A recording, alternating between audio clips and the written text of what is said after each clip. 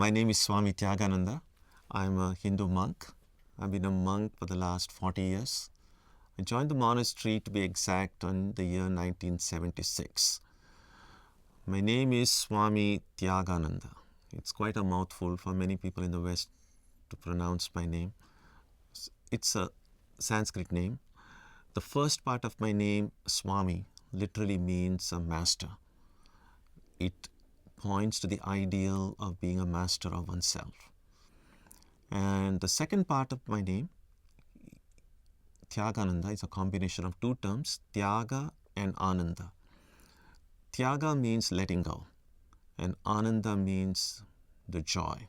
So put together, the name means the joy of letting go. And that's the ideal I try to strive for. Now, that's not the name my parents gave me. That's the name I was given by my teacher when I was ordained monk after 10 years of training in the monastery.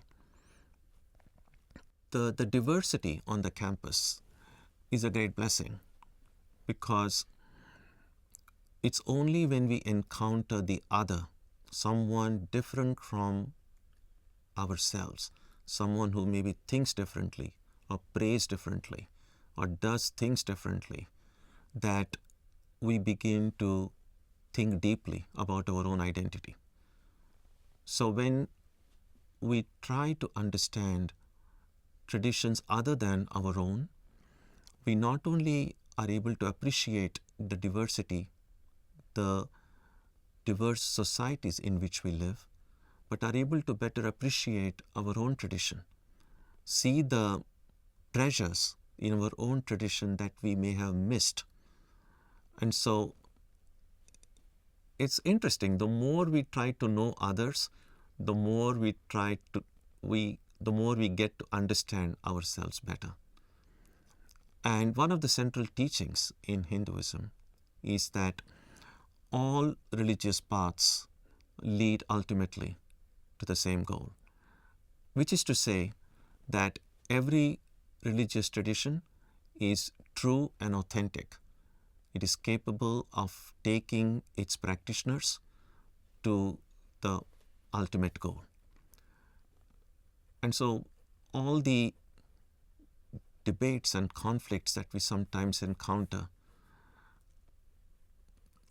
may be with regard to what I sometimes like to call the non-essentials of religion, or the externals of religion. While the Hindu belief is that the core of our religious inquiry is the same. As human beings, we are trying to seek answers to the basic questions of life. These questions have been asked for centuries, at different points in history, at different places on this planet. And the various answers that have come in response to those questions, those answers have taken the form of these different traditions. And therefore, every religion is true. Every religion is powerful. Every religion can provide inspiration.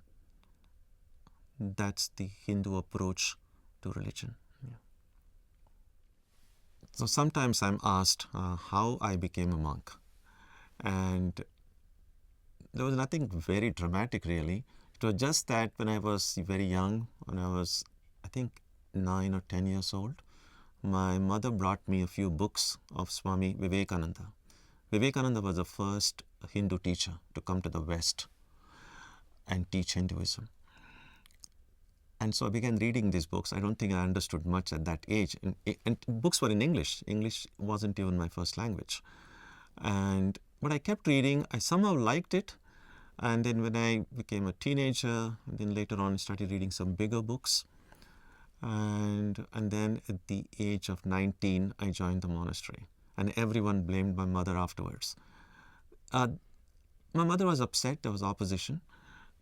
The opposition was not because they thought that I was doing something bad.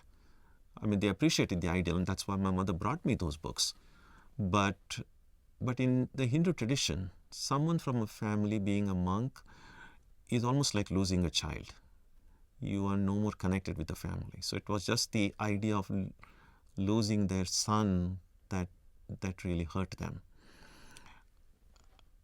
And my mother used to tell me, she said, I brought you all these books because I wanted you to be good. I never imagined you will go to the extreme of being good.